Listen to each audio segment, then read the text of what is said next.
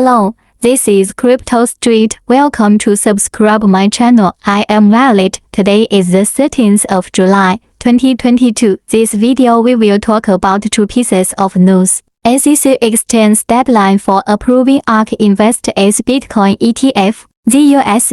Securities and Exchange Commission has postponed a decision to approve the first spot Bitcoin exchange-traded fund, Reuters reports. The agency will now have to decide whether or not it should greenlight Cassie Wood's ARK Invest and 21st shares as joint ETF offering by August 30, as the Commission needs a sufficient amount of time in order to weigh in on the aforementioned filing. The postponement comes after the SEC rejected Grayscale's attempt to convert its Bitcoin trust into an ETF, attracting the ire of the top cryptocurrency money manager, as reported by You Today.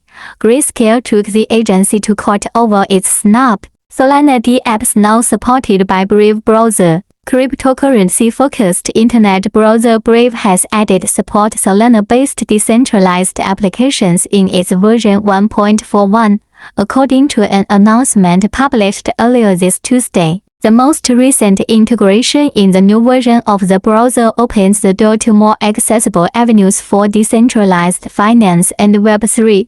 Solana NFT marketplace Magic Eden and cryptocurrency music app Audios are among the most popular dApps within the Solana ecosystem. So far, only the desktop version of the browser supports dApps integration, according to the announcement.